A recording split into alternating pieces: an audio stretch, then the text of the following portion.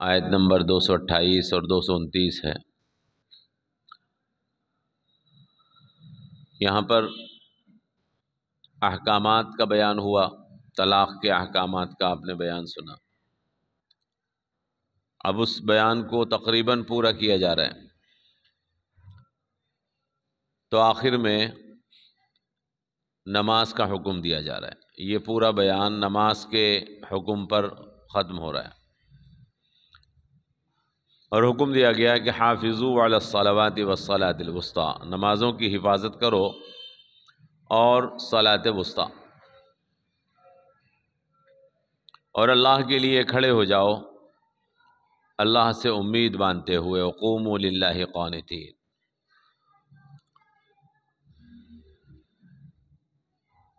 اللہ تبارک و تعالی نے انسان کو پیدا کیا ہے، انسان کی ایک دنیاوی زندگی ہے، اور اس کے بعد ایک اور دوسری زندگی، وہ آخرت کی زندگی ہمیں ملنی ہے۔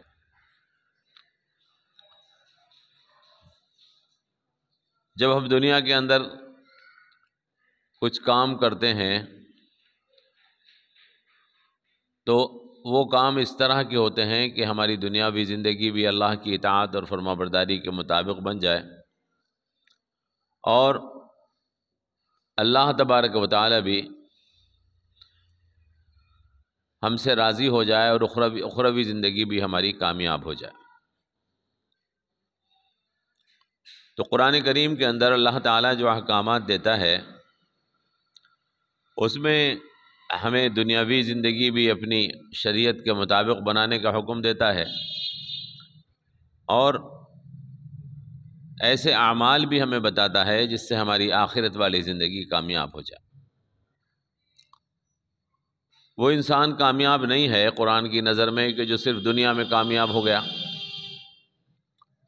قرآن کی نظر میں وہ انسان کامیاب ہے کہ جو دنیا میں بھی شریعت کے مطابق زندگی بسر کرے، اور آخرت میں بھی وہ نجات حاصل کر لے، آخرت میں بھی وہ اللہ کی رضا حاصل کر لے۔ تو اس لیے یہاں احکامات بیان کیے گئے نکاح و طلاق کے، یہ ہمارے دنیاوی معاملات تھے جو ہمیں شریعت کے مطابق بنانے تھے، اور یہاں اب فوراً حکم دیا جا رہا ہے نماز کا۔ یہ ہماری آخرت کی نجات کا ذریعہ ہے، اللہ کی رضا کے حصول کا ذریعہ ہے۔ یہاں ایک بات آپ سمجھیں، یہودیوں نے دنیا کو اور دین کو الگ کر دیا تھا، اور کر دیا ہے، اور بھی قومیں ہیں ایسی، عیسائیوں نے بھی ایسا ہی کیا ہوا ہے۔ آپ کے ہندوستان کے اندر جو ہمارے برادران وطن ہیں، انہوں نے بھی ایسا ہی کیا ہوا ہے۔ وہ یہ سمجھتے ہیں کہ آخرت کی نجات حاصل کرنے کے لیے عبادات کر لی جائیں، اور دنیا کو اپنے منچاہے طریقے کے مطابق گزارا جائے۔ دنیا کو ہم جو بہتر سمجھیں اپنے لیے، اس طریقے کے ساتھ زندگی بسر کریں۔ قرآن کریم اس نظریے کو نہیں مانتا۔ قرآن کریم کا کہنا یہ ہے کہ ہماری دنیاوی زندگی بھی اللہ کے احکامات کے مطابق ہونی چاہیے، اور ہماری اخروی زندگی کے لیے جو عبادات ہم کرتے ہیں وہ بھی اللہ کے احکامات کے مطابق ہونا چاہیے۔ اگر ہم دنیا کو دین سے الگ کر دیں گے اور دین کا تعلق صرف آخرت کی نجات سے رکھیں گے، تو ہماری دنیا بھی برباد ہوگی اور آخرت بھی برباد ہوگی۔ تو اسی لیے ہم یہ دیکھتے ہیں قرآن کریم کے اندر کہ قرآن کریم میں عبادات کا بیان بھی ساتھ ساتھ چلتا ہے، اور معاملات کا بیان بھی ساتھ ساتھ چلتا ہے۔ بلکہ عبادات کا بیان جتنا ہے، اس سے زیادہ بڑے حصے میں معاملات کا بیان ہے۔ جو آدمی آخرت کی نجات کو اپنا مقصد نہ بنائے، وہ نہ تو آخرت میں کامیاب ہوگا اور نہ دنیا میں کامیاب ہو سکتا ہے، اور نہ دنیا میں اپنے آپ کو گناہوں سے بچا سکتا ہے۔ قرآن کا ایسا ماننا ہے کہ دنیا کے اندر انسان کو گناہ سے اور برائی سے اور گندگی سے پاک ہونے کے لیے ضروری یہ ہے کہ دنیا کی زندگی بھی اللہ کے احکامات کے مطابق ہی گزاری جائے۔ حدیث پاک میں جناب رسول اکرم صلی اللہ تعالی علیہ وسلم نے ارشاد فرمایا کہ تمہارا کھانا بھی عبادت ہے، تمہارا سونا بھی عبادت ہے۔ اللہ کے رسول کے طریقے کے مطابق ہم جو بھی کام کرتے ہیں وہ عبادت ہوتا ہے۔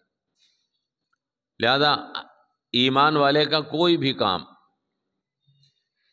وہ اللہ کی اطاعت اور فرما برداری سے باہر نہیں ہوتا۔ تو یہاں پر میں نے آپ کو یہ بات اتنی تفصیل سے اس لیے بتائی کہ ابھی طلاق اور نکاح کے احکامات کا بیان آپ سن کر آئے ہیں، اور فوراً نماز کا بیان ہے، اس کے بعد پھر عدت کا بیان آ رہا ہے، ایک حکم ابھی باقی ہے، بیچ میں یہ نماز کا بیان آیا، پھر اس کے بعد دوسرے بیانات شروع ہوں گے، دوسری باتیں شروع ہوں گی۔ تو نکاح اور طلاق کا بیان، عدت کا بیان، اور اس کے درمیان میں ایک دم نماز کا بیان۔ معلوم یہ ہوا کہ مسلمان جو ہے اس کی زندگی چاہے وہ عبادات ہوں، چاہے وہ معاملات ہوں، میاں بیوی کے تعلقات ہوں، نکاح اور طلاق ہو، وہ سب ہمیں قرآن بتاتا ہے اور ہمیں حدیث بتاتی ہے، اللہ بتاتا ہے، اس کے رسول بتاتے ہیں کہ ہمیں کیا کرنا ہے۔ یہ ثابت کرنے کے لیے اور یہ چیز واضح کرنے کے لیے اللہ تعالیٰ نے بیچ میں نماز کا یہاں پر حکم لایا، حافظوا علی الصلوات والصلاۃ الوسطیٰ، حفاظت کرو اپنی نمازوں کی اور صلاۃ وسطیٰ کی۔ آپ جانتے ہیں کہ حدیثوں سے بھی ثابت ہے اور قرآن کریم کی مختلف آیات سے بھی ثابت ہے کہ ایک مسلمان کو دن میں 5 نمازیں پڑھنی ہوتی ہیں۔ بکثرت حدیث میں اللہ کے رسول صلی اللہ تعالی علیہ وسلم نے 5 نمازوں کا حکم فرمایا، ان کے نام بھی حدیثوں میں آئے ہیں، فجر، ظہر، عصر، مغرب اور عشاء۔ اور بعض نام لینے سے حدیثوں میں اللہ کے رسول نے منع کر دیا ہے کہ مغرب کو مغرب کہا جائے، عشاء کو عشاء کہا جائے۔ بعض گاؤں والے عشاء کی نماز کو عتمہ کہنے لگے تھے، اللہ کے رسول نے منع فرما دیا کہ اس کو عشاء ہی کہا جائے، نام بھی تبدیل نہ کیا جائے، مغرب کو مغرب ہی کہا جائے، اس کو کوئی اور نماز نہ کہا جائے، اس کا نام بدلا نہ جائے۔ تو حفاظت کرو نمازوں کی اور صلاۃ وسطیٰ کی۔ صلاۃ وسطیٰ سے کون سی نماز مراد ہے؟ صلاۃ وسطیٰ سے کوئی حدیث تو نہیں ہے، مختلف علماء کے، محدثین کے اور مفسرین کے اقوال ہیں کہ صلاۃ وسطیٰ سے مراد عصر کی نماز ہے۔ حالانکہ صلاۃ وسطیٰ کو فجر کی نماز بھی کہا بعض لوگوں نے، بعض نے ظہر کی نماز کہا، بعض لوگوں نے عصر کہا، لیکن زیادہ تر لوگوں کا رجحان اس طرف ہے کہ صلاۃ وسطیٰ سے مراد صلاۃ عصر ہے۔ اور ایک حدیث پاک میں بھی اس چیز کا اشارہ ملتا ہے۔ آپ کو یاد ہوگا کہ جنگ احزاب میں جناب رسول اکرم صلی اللہ تعالی علیہ وسلم پر کافروں کی طرف سے مسلمانوں کے اوپر حملہ بہت زور کا ہو رہا تھا، اور وہ عصر کا وقت تھا، ادھر سے بہت زیادہ حملے چل رہے تھے، اللہ کے رسول اور مسلمان کافروں سے دفاع کرنے میں مشغول تھے، جس کی وجہ سے عصر کی نماز کا وقت نکل گیا تھا۔ تو اللہ کے رسول نے ارشاد فرمایا تھا، غصے کا اظہار فرمایا تھا کہ ان کافروں کی وجہ سے ہماری صلاۃ وسطیٰ چھوٹ گئی، تو وہ عصر کی نماز تھی۔ تو وہاں پر حدیث پاک میں صلاۃ وسطیٰ کا لفظ آیا، اس کی وجہ سے اکثر مفسرین اور محدثین اور علماء کا رجحان اس طرف ہے کہ صلاۃ وسطیٰ سے مراد عصر کی نماز ہے۔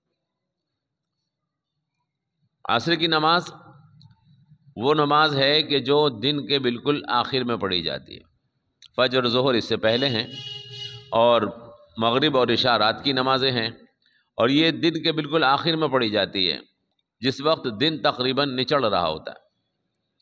تو یہ 5 نمازیں ہمارے اوپر اللہ تبارک و تعالیٰ نے فرض کی ہیں۔ صلاۃ وسطیٰ کا لفظ یہاں پر آیا ہے، اس سے ایک بات اور بھی ثابت ہوتی ہے، وہ بحثیں یہاں پر کرنے کی نہیں ہیں آپ حضرات کے سامنے، لیکن اس سے یہ بھی ثابت ہوتا ہے کہ نمازیں 5 ہی ہیں۔ صلاۃ وسطیٰ کا لفظی ترجمہ ہوتا ہے بیچ کی نماز، درمیانی نماز۔ تو درمیان میں جو نماز ہو اس کے ادھر بھی نمازیں ہونی چاہیے، ادھر بھی نمازیں ہونی چاہیے، اور وہ درمیانی نماز 5 ہی ہونی چاہیے، اس لیے کہ فرمایا حافظوا علی الصلوات، نمازوں کی حفاظت کرو۔ تو یہ نمازیں کم از کم 3 ہوئیں، 4 بھی ہو سکتی ہیں، اور صلاۃ وسطیٰ کی حفاظت کرو، یہ 5ویں ہوئی۔ تو اللہ نے فرمایا کہ حافظوا علی الصلوات والصلاۃ الوسطیٰ، نمازوں کی حفاظت کرو اور درمیانی نماز کی حفاظت کرو، اور اللہ کے لیے، اللہ کے سامنے امیدوار بن کر کھڑے ہو جاؤ۔ وقوموا للہ قانتین۔ حدیثوں میں جناب رسول اکرم صلی اللہ تعالی علیہ وسلم نے جو دین کے ارکان بتائے ہیں، ان ارکان میں توحید کے بعد سب سے پہلا ذکر جو کیا ہے وہ نماز ہی کا کیا۔ نماز اللہ تبارک و تعالیٰ کی طرف سے اس امت کا ایک ایسا انعام ہے، اس امت کے لیے ایک ایسا انعام ہے کہ جو اس سے پہلی امتوں کو اس درجے میں نہیں دی گئیں جیسے ہمیں دی گئیں۔ یہ نماز ہی ہے کہ جس کی وجہ سے ہمارا دین آج تک باقی ہے۔ پچھلی امتوں کے پاس نماز اس طریقے پر نہیں تھی جیسے ہم پڑھتے ہیں، نماز جیسے ہم ادا کرتے ہیں اس طریقے پر پچھلی امتوں میں نماز نہیں تھی۔ ہمارا کیا طریقہ ہے؟ ہمارا یہ طریقہ ہے کہ ہم نماز پڑھتے ہیں، اس کے لیے ہم نے نماز ادا کرنے کے لیے ایک مسجد مقام بنایا ہے، اس میں امام مقرر ہوتے ہیں، اس میں مؤذن مقرر ہوتے ہیں، نماز کے اوقات متعین ہوتے ہیں، اور ہم ان متعین اوقات میں اکٹھے ہو کر باجماعت صفیں بنا کر امام صاحب کی اقتداء میں ان کی حرکات اور سکانات کے مطابق اللہ کی عبادت میں مصروف ہوتے ہیں۔ یہ طریقہ اور مذہبوں میں نہیں ہے۔ اور مذہبوں میں عبادت کی جاتی ہے انفرادی طور پر، جاتے ہیں اپنے عبادت خانے میں، اور جو ان کے اپنی عبادت کے طریقے ہیں وہ الگ الگ کر کے پورے کر کے آ جاتے ہیں۔ یہ جو اجتماعی طریقہ ہے نماز باجماعت ادا کرنے کا، صفیں بنا کر کھڑے ہو کر امام صاحب کی اقتداء میں ان کی حرکات کے مطابق، ان کے فعل کے مطابق، ان کے کاموں کے مطابق کاموں کو انجام دینا، اور وہی جو وہ پڑھ رہے ہیں انہی تسبیحات کو پڑھنا، یہ صرف ہمارے ہاں ہے، صرف اسلام میں ہے، اور کسی مذہب میں ایسا نہیں ہے۔ تمام مسلمان جو اکٹھے ہو کر نماز ادا کرتے ہیں ان کا نماز ادا کرنا ایک ہی نماز ہوتا ہے۔ چنانچہ حدیثوں میں آپ نے سنا ہے جناب رسول اکرم صلی اللہ تعالی علیہ وسلم نے جماعت کی نماز کی جو فضیلت بیان کی ہے وہ انفرادی نماز کی نہیں بیان فرمائی۔ اگر الگ سے کوئی نماز پڑھے، یہاں تک جناب رسول اکرم کا ارشاد حدیث پاک میں آیا ہے کہ میرا دل چاہتا ہے، اللہ کے رسول نے ارشاد فرمایا، میرا دل چاہتا ہے کہ میں کسی سے کہوں کہ اذان دے، اور پھر میں کچھ نوجوان لڑکوں کو اپنے ساتھ لے کر بستی میں نکلوں اور یہ دیکھوں کہ کون کون ہیں جو نماز گھروں پہ پڑھ رہے ہیں۔ یہ فرمایا اللہ کے رسول نے، یہ نہیں فرمایا کون کون ہیں کہ جو نماز نہیں پڑھ رہے ہیں۔ ہمارے ہاں یہ تصور ہے ابھی کہ نماز نہیں بھی پڑھتا ہے تو بھی مسلمان کہلاتا ہے۔ حضور کے زمانے میں یہ تصور نہیں تھا، لیکن ایسا تھا کہ بعض لوگ جماعت میں حاضر نہیں ہو پاتے تھے، تو اللہ کے رسول نے فرمایا کہ میرا دل چاہتا ہے کہ میں حکم کروں کہ مسجد میں اذان دی جائے، اور پھر میں کچھ نوجوان لڑکوں کو اپنے ساتھ لے کر نکلوں اور دیکھوں کہ کون کون ہے جو اپنے گھروں میں نماز ادا کر رہا ہے، تو میں اس کے گھر کو آگ لگا دوں۔ کانپ جاتی ہے روح جب ہم سوچتے ہیں اللہ کے رسول کے ان الفاظ کے اوپر، جب غور کرتے ہیں کہ جناب رسول اکرم صلی اللہ تعالی علیہ وسلم جیسا مشفق اور مہربان آپ کی شخصیت تھی، آپ نے تو اپنے دشمن کے بارے میں بھی کبھی برا نہیں سوچا، لیکن جو آدمی نماز جماعت سے ادا نہیں کر رہا ہے اس کے اوپر اللہ کے رسول کتنے ناراض ہیں، کتنا غصہ ہیں کہ میرا دل چاہتا ہے، اور یہ بات میں کہا کرتا ہوں، اور یہ حقیقت ہے، اس میں کوئی شک نہیں ہے، اللہ کے رسول کا دل کسی بات کو چاہے اور خدا اس کو پورا نہ کر دے، ایسا نہیں۔ لہذا جو لوگ نماز نہیں پڑھتے یا لوگ جو جماعت کا اہتمام نہیں کرتے، ان کے گھروں میں آگ لگی ہوئی ہے۔ یہ آگ آپ کو جلتی ہوئی لکڑی کے شعلوں کی طرح سے تو نظر نہیں آتی، لیکن کبھی ان کے گھر کے اندر کے ماحول میں جا کر آپ دیکھیں، ان کے دلوں میں آگ لگی ہوئی ہے، ان کے ذہنوں میں آگ لگی ہوئی ہے، ان کی زندگی چل رہی ہے۔ وہ یہ سمجھ رہے ہیں کہ ہم ٹھیک ٹھاک ہیں، ایسا نہیں ہے، بلکہ وہ برباد ہو رہے ہیں۔ جو آدمی باوجود اس کے کہ یوں کہے کہ میں مسلمان ہوں، اور باوجود اس کے جماعت کی نماز کا اہتمام نہ کرے، حدیث پاک میں جناب رسول اکرم صلی اللہ تعالیٰ علیہ وسلم نے ارشاد فرمایا کہ فجر کی اور عشاء کی نماز منافقوں پر بھاری ہوتی ہے۔ الفاظ غور کر رہے ہیں اللہ کے رسول؟ معلوم ہوا کہ جو لوگ فجر کی نماز میں جماعت میں حاضر نہیں ہوتے اور جو لوگ عشاء کی نماز میں حاضر نہیں ہوتے، گویا کہ وہ منافق ہوتے۔ بھاری ہونے کا مطلب یہ کہ وہ ادا نہیں کر پاتے۔ منافقت کی ایک کھلی پہچان ہے یہ۔ آدمی اپنے آپ کو مطمئن کر لیا کرے کہ میں گوشت کھاتا ہوں، مسلمان ہوں، میں ٹوپی اوڑھتا ہوں، میں مسلمان ہوں، لیکن خدا کے رسول کے الفاظ میں تو جو جماعت فجر کی نماز میں کوتاہی کر رہا ہے جماعت میں، اور جو عشاء کی نماز میں کوتاہی کر رہا ہے، اس کے اوپر منافقت کی مہر لگی ہوئی ہے۔ اللہ ہماری حفاظت فرمائے۔ بہت خطرناک معاملہ ہے۔ سب سے پہلا فریضہ جو اللہ تبارک و تعالیٰ نے ہمارے اوپر عائد کیا ہے، کلمہ قبول کرنے کے بعد، لا الہ الا اللہ محمد رسول اللہ کے اقرار کرنے کے بعد، وہ نماز ہے۔ اور سب سے زیادہ تاکید جو حضور نے فرما رکھی ہے وہ جماعت کی نماز کی فرما رکھی، جماعت کی نماز۔ لیکن مسلمانوں سے کتنی غفلت ہے، کتنی غفلت ہے۔ اللہ تبارک و تعالیٰ نے اس نماز کے اندر بڑی طاقت رکھی ہے، بہت طاقت رکھی ہے، لیکن ہمیں اپنی طاقت کا خود اندازہ نہیں۔ ہم ایک ایسی غافل قوم ہیں مسلمان اس وقت کہ انہیں یہ پتہ نہیں کہ اللہ تبارک و تعالیٰ نے اس دین کے اندر جو احکامات دیے ہیں وہ ان کی قوت کا ذریعہ ہیں۔ آپ نماز جمعے کی پڑھتے ہیں، ذرا اس میں تعداد مسلمانوں کی زیادہ ہوتی ہے، جمعے کی نماز میں ہوتے تو وہی مسلمان ہیں، بس ایسا ہے کہ پنج وقتہ کے علاوہ جو ہفتے واری ہیں وہ بھی آ جاتے ہیں۔ پنج وقتہ نمازی بھی پڑھتے ہیں جمعے کی نماز، اور جو ہفتے واری ہیں وہ بھی آ جاتے ہیں، تو تعداد مسجدوں میں جمعے کی نماز میں بڑھ جاتی ہے۔ جو وہ بڑھتی ہے، ایسا نہیں ہے کہ وہ پنج وقتہ نمازی تو وہی ہوتے ہیں جو مسجدوں میں ہوتے ہیں۔ اب تو تقریباً تمام مسجدوں میں جمعہ ہو رہا ہے، اس لیے وہ تعداد بڑھتی نہیں ہے، بلکہ تعداد نمازیوں کی نہیں بڑھتی، بلکہ ہفتے واری نمازی اس میں ایکسٹرا آ جاتے ہیں، یہی تو ہے۔ لیکن آپ یہ دیکھیے کہ جمعے کی نماز کی کافروں کے دل پر کتنی ہیبت ہے۔ صرف تعداد بڑھنے کی وجہ سے اگر ہم سچ مچ پنج وقتہ نمازیں اسی اہتمام کے ساتھ ادا کرنے لگیں تو آپ اندازہ کیجئے کہ کافر اس دین سے کتنا خائف ہو جائیں۔ ان کے دلوں پر جمعے کی نماز کی کتنی ہیبت ہوتی ہے کہ بھئی آج جمعہ ہے، صبح سے تیاری ہوتی ہے، خوف ان کے دلوں پر طاری ہوتا ہے کہ مسلمان بڑی بھاری تعداد میں اکٹھا ہوں گے، کہیں کچھ نہ ہو جائے۔ حالانکہ مسلمان تو اللہ کی عبادت کے لیے جمع ہوتے ہیں، اللہ کا ذکر کرتے ہیں، ان کے دل کو اطمینان ملتا ہے، ماحول میں سکون آتا ہے نماز کے ذریعے سے۔ تو اللہ نے آپ کی نماز میں بھی بڑی قوت رکھی ہے، اس سے ہمارا ایمان بھی قوی ہوتا ہے، اس سے ہم سماج کے اندر بھی مضبوط اور مستحکم ہو جاتے ہیں، اسلام کا رعب اور دبدبہ بھی لوگوں کے دلوں پر قائم ہوتا ہے۔ لیکن مسلمانوں کا حال یہ ہے کہ ایسی اللہ کی بڑی نعمت سے اپنے آپ کو محروم کیے ہوئے ہیں، نمازوں کے اوقات میں گلی نکڑ کے اوپر بیٹھے ہوئے واہی تواہی جھوٹی گفتگو کرتے رہتے ہیں، لیکن اللہ کے حضور آن کر اس کی بارگاہ میں سجدہ ریز ہونے کی توفیق نہیں ہوتی۔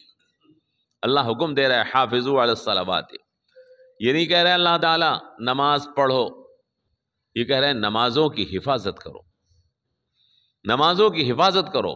ہر نماز کے بارے میں یہ سوچو کہیں یہ نماز میری خراب نہ ہو جائے، کہیں اس نماز میں کوئی کمی نہ ہو جائے۔ حفاظت کیسے کی جاتی ہے؟ آپ اپنے مکان کی حفاظت کرتے ہیں، آپ اپنی کھیتی کی حفاظت کرتے ہیں، آپ اپنے جانوروں کی حفاظت کرتے ہیں، آپ اپنے کپڑوں کی حفاظت کرتے ہیں، آپ اپنی صحت کی حفاظت کرتے ہیں۔ تو حفاظت کا مطلب کیا ہوتا ہے؟ کہ میری کسی بھی اس چیز کے اندر جس کی میں حفاظت کر رہا ہوں کوئی کمی واقع نہ ہو جائے۔ اگر کسی آدمی نے نماز جماعت سے نہیں پڑھی جس کا 27 گنا ثواب ہے، اور انفرادی طور پر پڑھ لی، کیا اس نے حفاظت کی؟ اس نے 26 گنا ثواب تو ضائع کر دیا۔ جو آدمی 27 میں سے 1 روپیہ بچا کر لے آئے اور 26 غارت کر دے، اس کا باپ یا اس کا مالک اس سے کیا کہے گا سوائے اس کے کہ تم نے ساری دولت تو برباد کر دی۔ لیکن ہم اپنے آپ کو مطمئن کر لیتے ہیں بغیر جماعت کی نماز پڑھ کے کہ ہم نے نماز پڑھ لی، حالانکہ وہ حفاظت نہیں ہوئی نماز کی۔ اللہ فرما رہا ہے حافظوا علی الصلوات، حفاظت کرو اپنی نمازوں کی، نمازوں پر نگرانی رکھو، چوکیداری کرو، اس کا کوئی حصہ کم نہ ہو جائے، اس کے اجر و ثواب میں کمی واقع نہ ہو جائے، اس کے فوائد جو اللہ تبارک و تعالی نے تمہارے لیے رکھے ہیں کہیں وہ کم نہ ہو جائیں۔ ہر چیز پر چوکسی رکھو، کہیں ایسا نہ ہو۔ حدیث پاک میں آیا جناب رسول اکرم نے ارشاد فرمایا کہ تمہاری نمازوں میں سے شیطان چوری کر لیتا ہے، اور فرمایا کہ بدترین چور وہ ہیں جو اپنی نماز میں چوری کرتے۔ حدیث ہے نا۔ صحابہ نے پوچھا یا رسول اللہ نماز میں چوری کیسے ہو سکتی ہے؟ ارشاد فرمایا کہ رکوع اور سجدہ صحیح نہیں کرتے تو یہ نماز کے چور ہیں۔ تو حافظوا علی الصلوات کا مطلب میں آپ کو بتا رہا ہوں، نمازوں کی حفاظت کیجئے۔ حدیثوں میں آیا ہے صحابہ کرام نماز پڑھا کرتے تھے، نماز پڑھ رہے تھے تو بچے شور مچا رہے تھے، کسی صاحب نے ڈانٹا ڈپٹا کہ نماز ہو رہی ہے تم شور مت مچاؤ، ان کی نماز میں خلل پڑ جائے گا۔ انہوں نے کہا کہ ہمارے اوپر باہری آوازوں کا کوئی اثر نہیں ہوتا۔ حضرت علی کا واقعہ مشہور ہے، آپ نے سنا ہے۔ حضرت علی کرم اللہ تعالی وجہہ میدان جنگ میں تھے، باقاعدہ اس کی وجہ سے حضرت امام ابو حنیفہ اور حضرت امام شافعی کے درمیان مسئلے کا اختلاف پیدا ہو گیا۔ وہی حدیث ہے کہ حضرت علی رضی اللہ تعالیٰ عنہ کے ایک تیر جنگ میں آن کر لگا، ایک تیر آن کر لگا جنگ میں کافروں کی طرف سے۔ اس تیر کو نکالنے کی بات تھی کہ کیسے نکالا جائے، اس میں تکلیف بہت ہوتی تھی۔ فرمایا میں نماز کی نیت باندھ لوں گا تو نکال لینا، میں نماز کی نیت باندھ لوں گا تو نکال لینا۔ لہذا انہوں نے نماز کی نیت باندھ لی، حکیموں نے تیر ان کے جسم میں سے کھینچ لیا، ان کو پتہ بھی نہیں چلا۔ وہ اللہ کی طرف ایسے دھیان رکھتے تھے، ایسی توجہ کرتے تھے، اللہ نے ان کو ایسا مرتبہ نماز کے اندر ایسا خشوع عطا کیا تھا۔ اور آج ہماری صورتحال جو ہے وہ ہم بہتر جانتے ہیں، اس کو بیان کرنے کی ضرورت نہیں ہے۔ اللہ سے دعا کیجیے اللہ تبارک و تعالی ہمیں اپنی نمازوں کی حفاظت کرنے کی توفیق عطا فرمائے، اور بالخصوص صلاۃ وسطیٰ کی۔ اگر صلاۃ وسطیٰ سے عصر کی نماز ہے مراد، تو اس نماز کی حفاظت کا خصوصی طور پر حکم دیا گیا اس آیت مبارکہ، والصلاۃ الوسطیٰ، عصر کی نماز کا۔ کیوں؟ عصر کی نماز ہمارے کام کا وقت ہوتا ہے، بلکہ کام کے تھکن کا وقت ہوتا ہے۔ وہ کام آدمی سارا دن کر کے تقریباً تھک چکا ہوتا ہے، اس وقت اس کو جسمانی خواہش پیدا ہوتی ہے کہ میں آرام کروں، الکساہٹ پیدا ہو جاتی ہے۔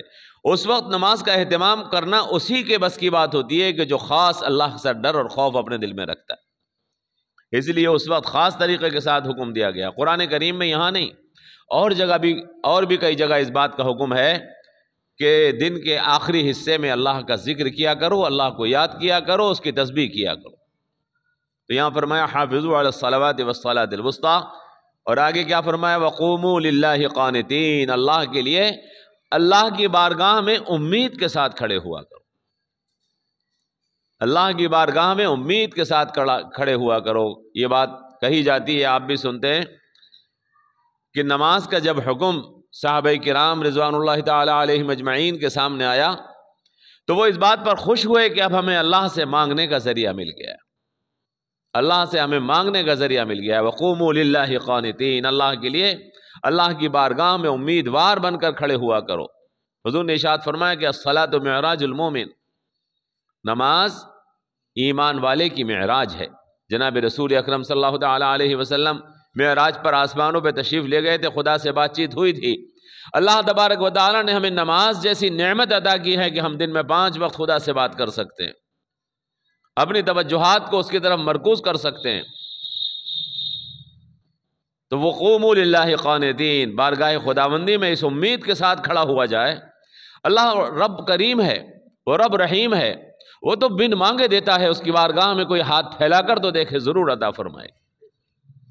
وہ بن مانگے دیتا ہے، اس نے ہمیں زندگی بغیر مانگے ہوئے دی ہے، اس نے یہ سورج چاند جیسی نعمتیں، یہ زمین اور آسمان جیسی نعمتیں ہم کو بن مانگے عطا کی ہے۔ اتنے بڑے بڑے انعامات اس نے ہمیں بغیر مانگے دیے ہیں، ہم اس کی بارگاہ میں اگر ہاتھ پھیلائیں گے سچے دل کے ساتھ، کیا واپس کر دے گا؟ وہ نا امید کر دے گا؟ وہ واپس نہیں کرے گا۔ وقوموا للہ قانتین، اللہ کے سامنے امیدوار بن کے کھڑے ہوا کرو۔ اب جب آپ ہی کے دل میں امید نہ ہو اور ہم بغیر امید کے خدا سے مانگیں، تو خدا تو دلوں کا حال جانتا ہے، وہ کیوں دے گا؟ کہ جب تو پہلے ہی ہم سے نا امید ہے تو ہم کیوں دینے لگے؟ ہمیں اللہ سے پکا یقین اور امید کے ساتھ مانگنی چاہیے کہ اس کی بارگاہ میں جب کوئی ہاتھ اٹھتا ہے تو وہ خالی واپس نہیں آتا ہے۔ اور ایسا ہے، علماء نے اس کی تفسیر لکھی ہے کہ مومن کی کوئی نماز اور مومن کی کوئی دعا خالی نہیں جاتی ہے۔ ہر نماز اور ہر دعا اللہ تبارک و تعالیٰ قبول فرماتا ہے، اور اس کا بدلہ ایمان والے کو ضرور عطا فرماتا ہے۔ لیکن اگر کہیں کچھ نہیں مل رہا ہے تو وہ ہمارے یقین کی کمی ہوتی ہے، ہمارے اعتقاد کی کمی ہوتی ہے۔ جو اللہ سے امیدوار نہیں بلکہ اللہ کے غیر سے امیدوار ہے، جس کا نماز کے دوران دل دکان میں لگا ہے، جس کا نماز کے دوران دل کسی اور آس پر لگا ہے، اور توجہات اللہ کی طرف سے ادھر ادھر بھٹک رہی ہیں، خدا تبارک و تعالیٰ کو دھوکہ تھوڑی دے سکتا ہے۔ تو فرمایا حافظوا علی الصلوات والصلاة الوسطی وقوموا للہ قانتین، حفاظت کرو نمازوں پر اور بیچ والی نماز کی، اور اللہ کے سامنے امیدوار بن کے کھڑے ہوا کرو۔ اور جو اللہ سے سچی امید رکھ کر دعا مانگتا ہے، خدا کبھی اس کو خالی ہاتھ واپس نہیں کرتا ہے۔ یہ الگ بات ہے، یہ الگ بات ہے کہ جب کوئی آدمی اللہ والا بن جاتا ہے تو پھر اسے دنیا مانگنے کی فرصت ہی نہیں رہتی، یہ الگ بات ہے، یہ دوسرا ٹاپک ہے جو کسی اور موقع پر اگر میں آپ کو سمجھاؤں گا۔ جب کوئی آدمی اللہ والا بن جاتا ہے اور جب آدمی واقعی اللہ کی رضا کا حصول اپنی زندگی کا مقصد بنا لیتا ہے، تو پھر اسے دنیا کی یہ حقیر نعمتیں مانگنے کے لیے اس کا دل بھی نہیں چاہتا ہے کہ ان فانی ہونے والی نعمتوں کو کیوں مانگو۔ لیکن یہ حقیقت ہے کہ اللہ سے جو بھی مانگو وہ اللہ عطا فرماتا ہے۔ من کان یرید حرث الدنیا نؤتہ منہا، اللہ فرما رہا ہے اگر کوئی ہم سے دنیا مانگتا ہے تو ہم اسے دے دیتے ہیں۔ من کان یرید حرث الدنیا نؤتہ منہا، جب کوئی اللہ سے یہ امید باندھتا ہے کہ خدا ہمیں دنیا کرے تو اللہ دنیا دے دیتا ہے۔ ومن کان یرید حرث الآخرۃ نزد لہ فی حرثہ ومن کان یرید حرث الدنیا نؤتہ منہا وما لہ فی الآخرۃ من خلاق۔ لیکن جو دنیا کی امید باندھ کر خدا کی بارگاہ میں گڑ گڑاتا ہے، دنیا تو اسے مل جاتی ہے، آخرت میں کچھ نہیں ملتا ہے، آخرت میں وہ خالی ہاتھ رہ جاتا ہے۔ اور جو آخرت مانگتا ہے سچے دل سے، ومن کان یرید الآخرۃ نزد لہ فی حرثہ، اللہ تعالیٰ اس کی مانگ سے بھی زیادہ اسے عطا کرتا ہے۔ دنیا تو اللہ تبارک و تعالیٰ روک میں عطا کر دیتا ہے۔ ہمیں اپنے دل کو سچ مچ اللہ کی بارگاہ میں ہاتھ پھیلائیں اس امید کے ساتھ کہ پروردگار ہمیں آخرت کی کامیابی اور نجات عطا فرما دے، کہ مانگنے کی چیز تو صرف یہی۔ تو فرمایا کہ وقوموا للہ قانتین۔ آگے فرمایا جا رہا فإن خفتم فرجالا أو ركبانا۔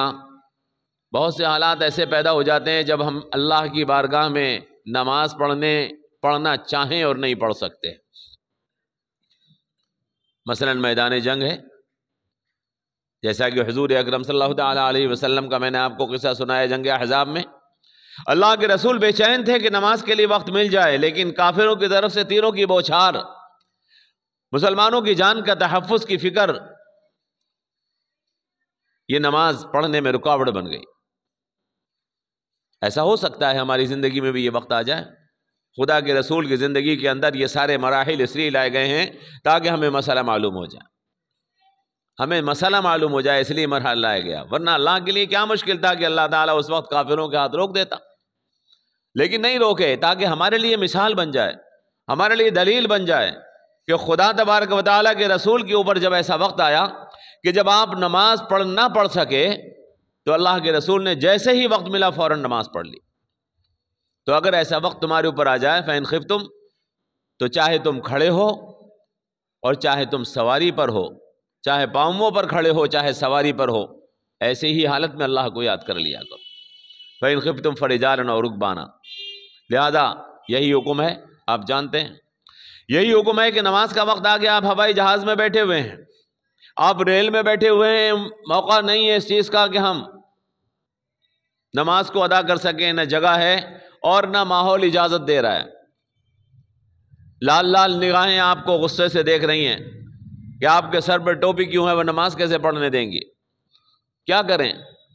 خاموشی کے ساتھ بیٹھے ہوئے اللہ کو یاد کرتے رہیں، اللہ کا ذکر کرتے رہیں، اور جب نماز کا وقت آ جائے، وہ وقت نکل گیا تو قضا ادا کر لیں۔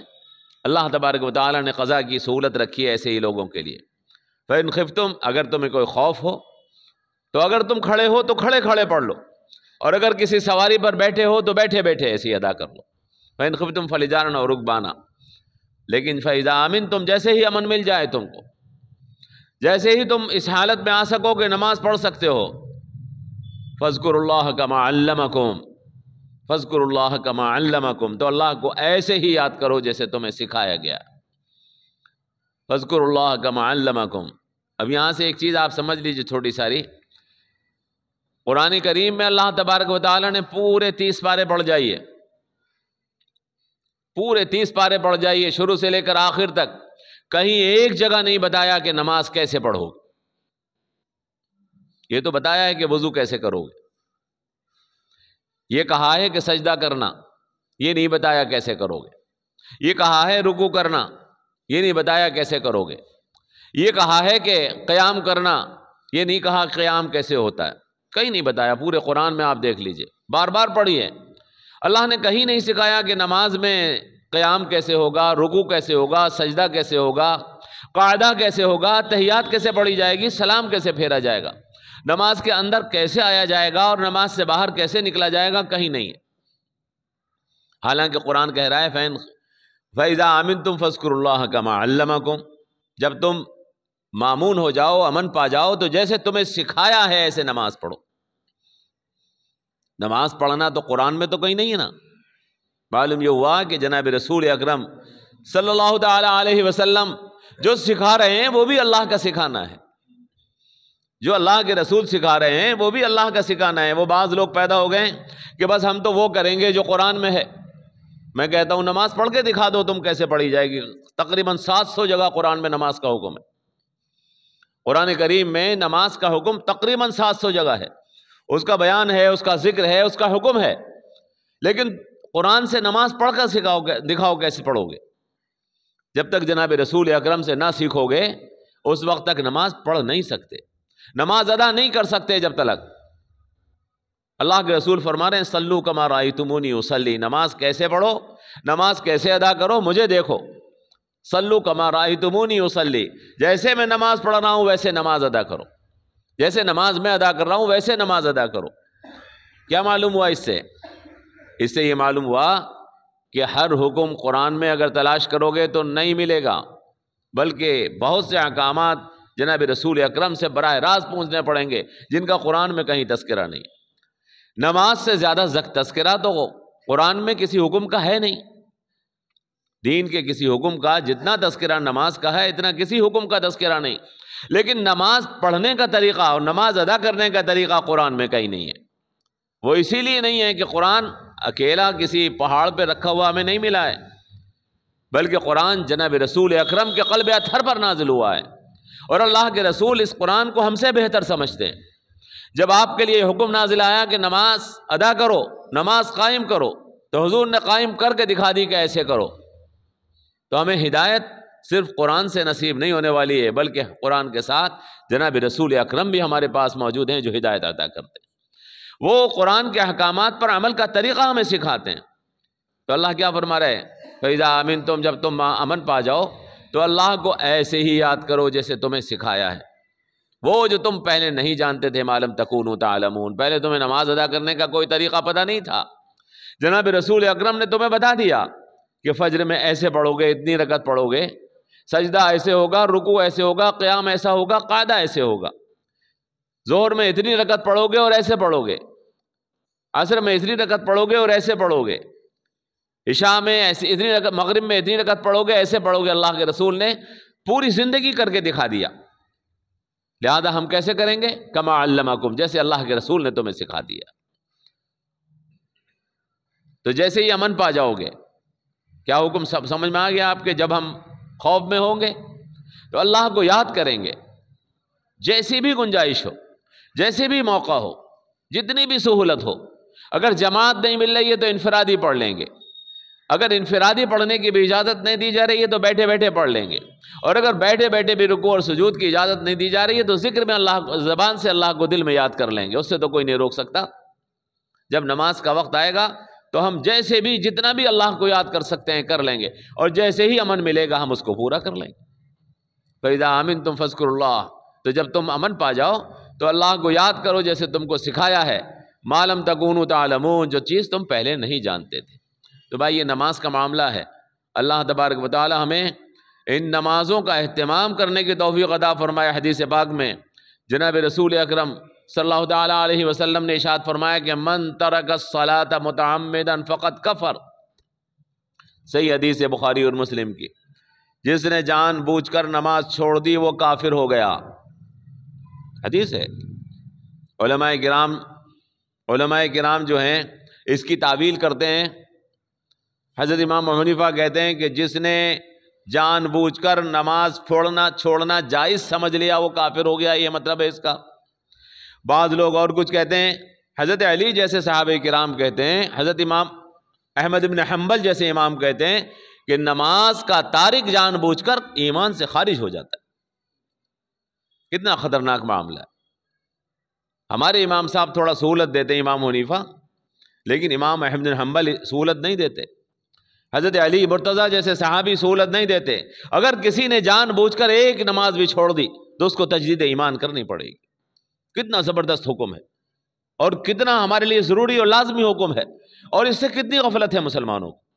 میں نے آپ سے عرض کیا کہ جب تک ہم نمازوں کی نگرانی کرتے رہیں گے، جب تک ہم نمازوں کی حفاظت کرتے رہیں گے، ہمارے مرد، ہماری عورت، ہمارے بچے، حدیث پاک میں جناب رسول اکرم نے ارشاد فرمایا کہ اگر تمہارا بچہ 7 سال کا ہو جائے تو اسے نماز کی تاکید کرو، اور اگر 10 سال کا ہو جائے اور نماز نہ پڑھے تو اسے مارو، اسے تنبیہ کرو۔ مارنے کی اجازت دے دی اللہ کے رسول نے، اگر 10 سال کے باوجود بھی نماز نہیں پڑھ رہا ہے۔ یہاں جوان مسٹنڈے سڑکوں کے اوپر ٹہلتے پھرتے ہیں، اپنے آپ کی ایمانیت کا اور اسلامیت کا دعویٰ کرتے رہتے ہیں، اور کبھی مسجد کا منہ نہیں دیکھا ہوتا انہوں نے۔ اللہ ہماری حفاظت فرمائے۔ بہت سخت معاملہ ہے، اور ہماری بڑی سخت کوتاہی ہے۔ اللہ کے احکامات کی، اللہ کے رسول کی سنتوں کی اتنی لاپرواہی کے باوجود بھی یہ امت بھی باقی ہے آج، تو یہ خدا کی مہربانی ہے، ورنہ اتنی نافرمان امتوں کے اوپر اللہ کے عذاب کے نزول آ جاتے تھے، ہو جاتے تھے۔ اللہ ہماری حفاظت فرمائے۔ اللہ نے فرمایا حافظوا علی الصلوات والصلاۃ الوسطی، حفاظت کرو نمازوں کی اور درمیانی نماز کی، اور اللہ کے لیے امیدوار بن کر کھڑے ہو جاؤ، اور اگر تمہیں کوئی خوف ہو تو کھڑے ہو کر یا سوار ہو کر، اور جب تم خوف دور ہو جائے اور امن میں آ جاؤ تو اللہ کو یاد کرو جیسے تمہیں سکھایا ہے، جو تم اس سے پہلے نہیں جانتے تھے۔ کوئی سوال ہو تو کر لیجیے۔